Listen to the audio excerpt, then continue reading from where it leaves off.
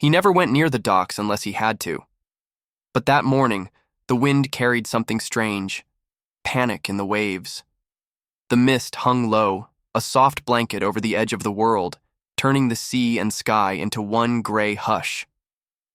Elijah stood on the roof, hammer in one hand, squinting against the cold. The shingles had needed patching for weeks, but the rain had kept him busy with leaks inside. He could smell the salt, heavy damp in the air. Somewhere below, gulls cried like restless ghosts. Inside the cabin, June sat at the corner table, legs tucked beneath her, crayons scattered like fallen leaves. She didn't speak much, didn't need to. Her drawing said enough: small suns with long arms, crooked cabins with smoke curling from their chimneys. A family of 3, always. A tall man, a little girl, and sometimes a shadowy figure with no face. Elijah dropped the hammer when he heard it, a sound just at the edge of sense. A splash, but too sharp. Not a seal, not driftwood, something alive. He froze. Then, without a word, clambered down the ladder, boots crunching against the frosted earth. June looked up through the window, wide-eyed, sensing the change in her, father's breath. By the time Elijah reached the cliffs, the fog was swallowing the sea whole. But then, just for a heartbeat, a break in the mist, a pale arm, fingers clawing at the surface, a dress, white but streaked with red. The waves rolled her like something tossed away. He didn't think, he just jumped. The water was ice, biting every nerve in his skin. But he pushed forward, kicking hard, drawn toward the shape that struggled once more, then stilled. He reached her just before she went under again, his hands locking around her waist. No, her belly. She was heavy, not just from water. She was pregnant. By the time they reached shore, both were shaking. Elijah carried her up the slope, breath hitching, clothes soaked through. She was unconscious, head lolled against his chest, her dress torn at the shoulder. Her face was cut, faintly bruised. He didn't look for answers, not yet. June had already pulled the door open when they arrived. She said nothing, just held a wool blanket in her arms like a ceremony. Elijah laid the woman on the couch beside the fire and began to strip the wet clothes from her arms and shoulders, covering her in dry layers. June sat cross-legged on the floor, watching the stranger's chest rise and fall with shallow breaths. Her little fingers drew slow circles in the rug. As the fire crackled and the storm outside softened to a distant sigh, the woman stirred. She gasped before she opened her eyes. Her arms flailed, hands gripping the edge of the couch like she didn't know where she was. "No, don't touch me." Elijah knelt nearby but didn't reach out. "You're safe," he said, voice low. "You were in the water." I pulled you out. Her eyes darted around the room, wild and mistrustful. They landed on June and something softened. Then back to Elijah, hardening again. "I can't stay here." "You don't have to," he said gently. "Just stay the night, until you're warm, until the storm passes." "I don't want trouble," she whispered, the edge of fear still in her voice. Her hands clutched the edge of the blanket around her, white-knuckled. "No one wants trouble," he said, "but sometimes it comes anyway."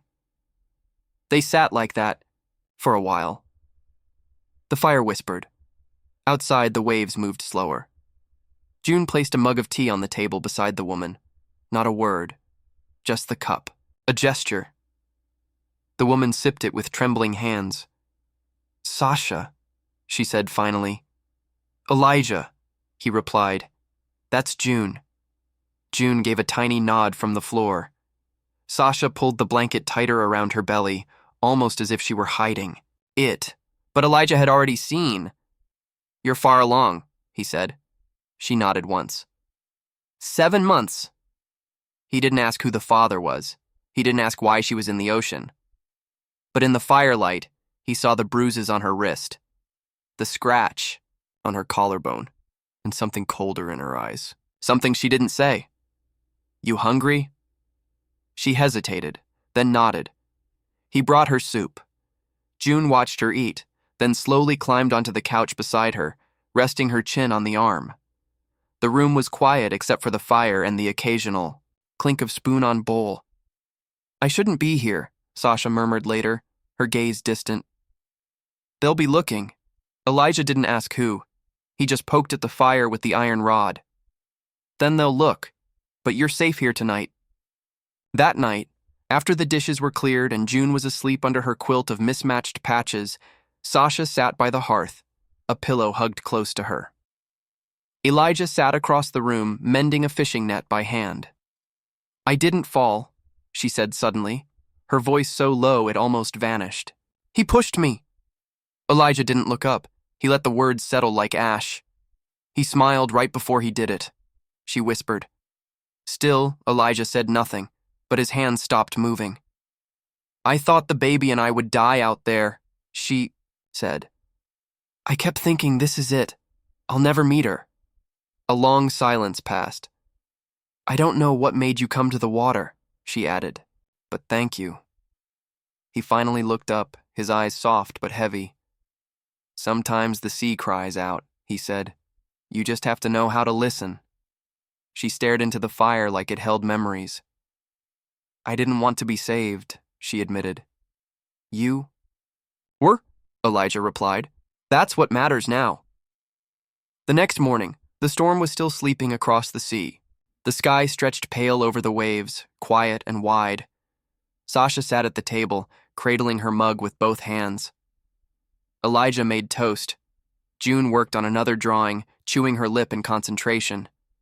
When Sasha reached for her cup, something slid underneath it, a piece of paper. She lifted it slowly. A drawing, stick figures beneath a bright yellow sun, a man, a woman with a round belly, a little girl with pigtails. Sasha stared at it, her lip trembling. Elijah turned from the stove, saw the picture in her hands, saw the tears in her eyes. "It draws what she hopes for," he said. Sasha folded the drawing like a secret and placed it into her coat pocket.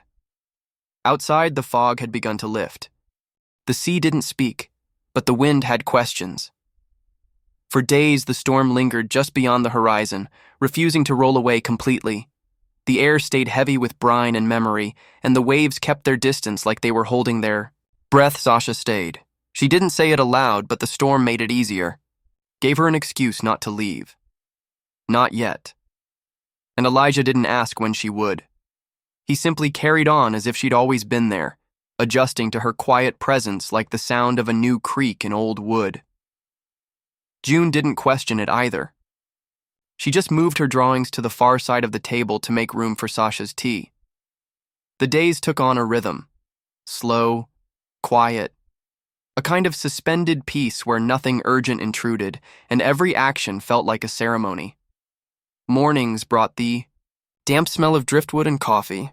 Elijah would split logs out back, the crack of the axe echoing over the cliffs, while June tried to mimic him with a stick.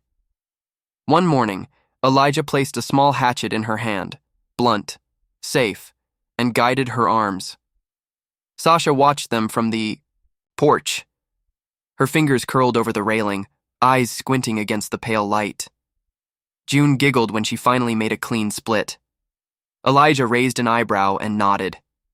Sasha smiled, but it didn't quite reach her eyes. That afternoon, she folded. Laundry with the care of someone handling delicate things. Shirts hung beside dresses, towels next to bibs. She found satisfaction in the small victories, a dish rack full of clean plates, a swept floor, the way June's sock always wandered to the same corner of the room. Elijah noticed. So did June. One night, Sasha found a lopsided shell on her pillow, smooth on one side, jagged on the other. When she picked it up, June stood by the door. "For the baby," she whispered, then disappeared down the hall. Sasha held the shell a long time before setting it beside her teacup like a talisman. Nights were harder. The wind tugged at the window panes, like it knew secrets. And sometimes, Sasha's sleep turned restless. One night, she cried out, voice cracking the silence like a dropped plate. She woke gasping, drenched in sweat, her hands on her belly. The yacht had been there again, in her dream. White and glittering, cold and cruel. The laugh of a man who'd once promised her the world as he gripped her arm like a purchase. The sea, dark, endless. No one there to hear. Elijah didn't ask, the next morning. He simply set an extra log on the fire before she came into the room. He never mentioned the cradle either. It started with a few driftwood pieces he brought back after fishing. Then came the carving knife. He worked behind the shed in the early hours while June slept, and Sasha tidied the cabin, smoothing the edges, sanding until the grain was soft to the touch. Every nail placed with thought. He didn't know what kind of mother Sasha would be. But he knew the child deserved something that would last. Routine became balm. Sasha began humming while she swept. June answered with nonsense songs of her own. One afternoon, Sasha braided June's hair into loose, neat plaits. June sat still, eyes closed, as if the touch was a spell. That night, Elijah stayed out late, carving in the dim glow of a lantern. When he came inside, he found Sasha sitting on the floor, cross-legged by the hearth, holding a folded page in her lap. His handwriting. He'd forgotten about it. He had written it months ago during one of those nights when June asked where her mother was, and he hadn't known how to answer. The letter had been his way of trying, of explaining something unexplainable. The paper was creased from folding, stained at one edge. The words were raw, honest, full of things he could never say aloud. I didn't want her to leave, June. I tried to be enough. But sometimes love isn't strong enough to fight someone's ghosts. She didn't leave you. She left herself. The rest trailed off. He'd never finished it. Sasha's shoulders trembled. Her eyes stayed on the page, but her tears had already fallen across the ink. Elijah didn't ask how she'd found it. He didn't take it back. He just sat beside her, knees almost touching, and stared into the fire. The flames danced low, casting flickering shadows on the wall. The letter lay between them, neither of them daring to move it. Silence stretched. Not the heavy kind. The kind that holds. After a while, Sasha leaned her head against the armrest. She didn't look at him, but she didn't move away either. That night, the wind settled down. The sea finally began to breathe again. And in the corner, on a shelf near the bed, the seashell lay warm from the day's sun. Even in stillness, something was coming. It was one of those days where the air felt tight, like the world was holding its breath. The waves below were unusually calm, but the horizon wore a shade of gray that warned otherwise. Sasha felt it in her chest before she saw it, an ache, a tightening, like the past had changed direction and was heading straight for her. The black car pulled up just before dusk. Its polished frame didn't belong on that muddy coastal road, like a shark dropped in a stream. Tires crunched over gravel. The engine shut off, too smooth, too sure of itself. A man stepped out. Tall, expensively dressed, his wool coat clung. To him like power. His smile, charming, controlled, didn't reach his eyes. Elijah watched him from the porch, hand resting on the doorframe. June peeked from behind the curtain inside, her breath fogging the glass. Sasha stepped out slowly, fingers curled protectively around her swollen belly. Her breath caught. The man didn't even flinch. "Hello, Sasha," he said, like they were meeting at a country club. "Been a while." She said nothing. Her eyes were locked on him, wide but unblinking. He tilted his head, gave a chuckle like this was all a bit silly. "I was worried about you. Imagine my surprise when I heard you were living in a cabin." He looked around like the word offended him. "With some woodsmen." Elijah stayed where he was, still, grounded. The man's gaze flicked to him. "You must be the caretaker." Elijah's voice came calm, even. "I'm Elijah, and you're not welcome here." A pause. Just long enough for the wind to catch the edge of the man's coat. He grinned. "I'm not here to cause trouble. Just want what's mine." He looked at Sasha, let his eyes linger. You've made a lot of poor choices, sweetheart. But this, hiding, this is the worst. You tried to kill me, Sasha whispered, the words barely making it past her throat. He laughed. Don't be dramatic. I tried to wake you up. You were becoming difficult. She flinched, then his eyes narrowed. The baby's mine, and I'm taking it. No, Elijah said, still not stepping forward, still just standing there. You're not. The man blinked like he'd been slapped. You don't get a say. I do, Elijah replied. Because she's here, and that child is safe here. You're not welcome. The man's expression soured, the charm rotting out of it. He looked at Sasha one last time, jaw tightening. You think this is over? He said, voice low and venomous. I always get what's mine. Then he turned, got back in his car, and disappeared into the dusk. The storm broke later that night. It came in fast, wind screaming through the cliffs, rain hammering the roof with frantic fists. The power blinked once, then gave out completely. The cabin sank into shadow, lit only by the flicker of candles and the dull red glow of the wood stove. Sasha's contractions began before midnight. Elijah found her leaning over the sink, hands braced, breath shallow. She didn't scream, just turned her head and said, It's time.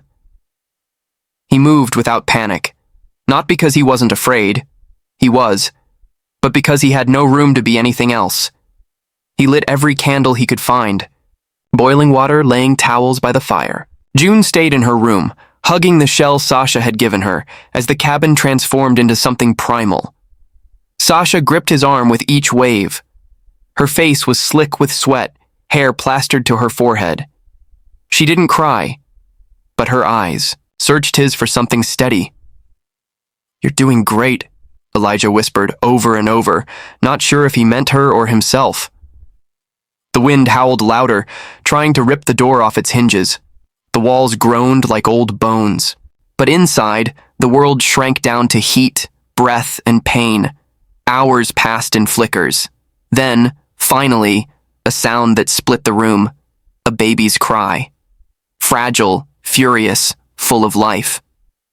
Sasha collapsed back against the pillows, chest rising and falling in shudders. Her eyes brimmed. Elijah held the child, swaddled in one of his old flannel shirts, hands trembling, heart racing. He passed the baby to her, and she took it like it was something sacred. She looked down at the tiny face, red, blinking, furious, and then up at him. We're safe now, she whispered. Her voice cracked on the last word, like she wasn't sure she believed it. But she clutched his hand and didn't let go. Outside, the storm finally began to ease. The rain softened. The wind lost its fury. Inside, the fire glowed low, casting gentle light on 3 figures, one broken, one reborn, and one brand new. Elijah sat beside her, eyes on the flames, fingers wrapped around hers. Fatherhood wasn't something handed to you. It was something you stepped into, shaking but willing, and in the hush between thunder and dawn, something new took root in the warmth of that little cabin by the sea. The cabin had never been quieter, not in the sense of silence, but in how the quiet carried warmth instead of cold. The baby barely cried, only murmured in her sleep, like she trusted the world now. Like something deep inside her already knew. She had been delivered not just into breath and light, but into arms that would never let her fall. Sasha moved more each day, her steps lighter, though her body still ached in strange places. Elijah had placed the handmade cradle near the fire, its driftwood sides polished smooth and smelling faintly of salt and cedar. He didn't say much when he set the baby down in it for the first time, but the look on his face said everything. Reverence, fear, hope. Sasha sat on the edge of the couch, hands in her lap, watching the newborn's chest rise and fall. Eleanor, she said softly, after my grandmother. She used to tell me stories about a different kind of life, one where I wasn't someone's possession. Elijah nodded. It's a good name. She hesitated, then handed him a folded paper, the birth certificate. He unfolded it, brows raising, slightly. His name was there. Not as father, not as emergency contact, but guardian. One word, clear, chosen. I don't know what the future looks like, she said, but I know what I want it to feel like. He didn't answer right away, just held the paper a little longer, then folded it back with care and placed it on the mantel beside a seashell and a candle stub. That afternoon, June walked into the room with one of her drawings, a wobbly but bright picture of the cabin, the sea, and 4 stick figures holding hands. She crawled up beside Sasha, tucked herself under her arm, and said it casually, like it had always been true. "Mama?" Sasha's lips parted, but no sound came out. Her eyes welled. She hugged June tightly, nodded into her hair. No one corrected the child. No one needed to. Later that night, with the wind calm and the fire low, Sasha wrote a letter. Her handwriting was slow, careful. She didn't erase or cross anything out. She just let it pour. Memories, apologies, hopes. She addressed it to Eleanor. When she finished, she folded the letter, sealed it, and tucked it into a small wooden box that Elijah had carved into the side of the cradle. It sat there beside a knit blanket and a smoothed stone June had brought in from the beach. The next morning, the sea lay still as glass. A silver hush lingered outside, the kind that only comes after a storm gives everything back. Elijah sat by the window with June curled up beside him, her head on his chest. He held a crumpled piece of paper in his hand, his old letter, the one he had written to her when her mother left. It had stayed hidden under a floorboard for years, unfinished. He read it out loud this time. His voice caught once or twice, but June didn't move, just listened with the steady patience only children seem to have when they know something sacred is happening. At the end, he looked at her. "I never knew how to finish it," he admitted. June reached up, touched his cheek, and whispered, "We already did." And that was that. Outside, the morning fog began to lift. The sky opened slowly, like it was remembering how to be blue. On the porch, Sasha rocked Eleanor in her arms. Elijah sat beside her, June between them, legs swinging off the edge. They didn't speak much. There was no need. A single sunbeam broke through the mist, warm and golden, reaching across the porch and brushing over them all. Sasha's tired eyes, Elijah's calloused hands, June's freckled cheeks, Eleanor's sleeping face. She fell from the world once. But someone caught her, and in return, she gave them all a reason to begin again. If this story touched you, subscribe or share where you're watching from. These stories matter. The roof groaned under the weight of the fog, damp wood soaking up silence like a sponge. Elijah's hammer paused mid-swing. From down the cliffside, past the salt-worn grass and sea thrift, came a sound. Something wrong. A splash, muffled, by distance and mist, but sharp enough to pull the breath from his lungs. He dropped the hammer. June didn't look up from her drawing in the corner, crayons whispering across the page. She always drew in silence. That morning, the sun was missing from her picture. The wind smelled strange. Elijah squinted into the gray, then movement. A flicker of white in the water, arms flailing, a scream swallowed by waves. He didn't hesitate. The cold bit instantly, a punch to the ribs. The world narrowed to breath and water and hands outstretched. She was drifting under, hair tangled, like seaweed, gown blooming around her like a drowning flower. He reached her. The climb back up was a blur of bruised knees, scraped palms, and her unconscious weight against him. By the time he staggered through the cabin door, June had already moved a blanket from the couch, her eyes wide but calm, like she knew this was the kind of day that changed things. He laid the woman down. She was soaked, shivering, and visibly pregnant. 7, maybe 8 months. Her wrist bore a dark ring of bruises. Her dress had once been expensive. As he lit the fire, her eyes fluttered open. She bolted upright, panic overtaking breath. "You're safe," he said gently. She tried. "To stand. You can go in the morning," he added. "But you're soaked, and there's a storm coming." She stayed. The first words came hours later, after tea and a few more logs on the fire. Her name was Sasha. That's all she offered. June slipped something under her mug when Sasha wasn't looking. A drawing. 3 stick figures under a yellow sun. One tall, one small, and one with a round belly. Sasha didn't cry, but her hands trembled. The wind picked up that night. Rain laced the windows. Elijah added a log to the fire and said nothing when Sasha clutched her stomach in her sleep. The storm made leaving impossible. So she stayed. She watched from the porch as Elijah showed June how to split kindling, each swing deliberate, measured. June mimicked him with a stick. Sasha smiled quietly, an ache behind her eyes. She began folding laundry that wasn't hers. Rinsed a plate without being asked. Set a mug down gently beside Elijah one evening, avoiding his gaze. That night, her screams woke him. He didn't ask about the dream, didn't press, just sat on the floor beside her bed until her breathing slowed. He started building a cradle the next day. Didn't tell her. Took driftwood from the beach, rubbed it smooth by hand. Each curve carved with care and memory. June began placing small gifts beside Sasha's pillow. A feather, a shell. "For the baby," she whispered. One afternoon, Sasha found the letter tucked between books in the shelf. Addressed to June, unfinished. It read like grief worn thin. It spoke of a woman who left and a father trying not to break under her absence. At the bottom, the ink had run dry. Elijah found her weeping over it, hunched in a corner of the couch. He didn't take the letter, didn't ask what part hurt the most, just sat beside her, close enough to be felt, not feared. They watched the fire burn low in silence.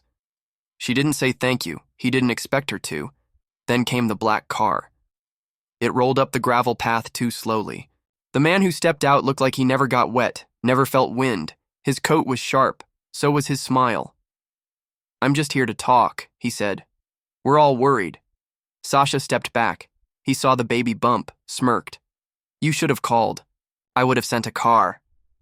Elijah stood in the doorway, arms crossed. The man's tone shifted. "She's unstable. She needs care. And that baby, that's mine." "No," Elijah said. The man blinked. "Excuse me?" "You're not welcome here." The man laughed. "You think this is over? I always get what's mine." He left. The rain came back that night, harder than before. Power went out just as Sasha doubled over in pain. Her water broke in the hallway, her cry piercing the dark, like glass shattering. Elijah lit every candle in the house. June sat huddled in the corner, hugging a stuffed rabbit. There were towels, boiled water, fear. Elijah's hands shook, but he never stopped moving. Sasha screamed, cursed, begged, but never told him to leave. Then, silence. A baby's cry broke it. Sasha sobbed and reached blindly for Elijah's hand. "We're safe now," she said. She almost believed it. Morning brought stillness. The storm gone, the world rinsed clean, the cradle was ready. Elijah placed the newborn inside with reverence, adjusting the little blanket June had insisted on tucking around her. "What's her name?" he asked. Sasha hesitated. "Eleanor, after my grandmother." She wrote it on the birth certificate. Below that, in quiet ink, she added Elijah's name as guardian. June stood by the window. "Mama," she said, testing the word on her tongue. No one corrected her. That night, Sasha wrote a letter to Eleanor, a future truth wrapped in paper. She sealed it and slipped it into the box Elijah had built into the cradle. Morning again. Gentle, almost warm. Elijah found his old letter to June. Read it aloud this time. His voice shook on the edges. June added a sentence at the end. "That's better," she said. They went outside. Sasha cradled Eleanor, her eyes still tired but brighter. Elijah sat beside her, June tucked between them, small hand resting on Sasha's arm. The fog began to lift. Light poured in slowly, like forgiveness. She had fallen from the world once, but someone caught her, and in return, she gave them all a reason to begin again. If this story touched you, subscribe or share where you're watching from. These stories matter.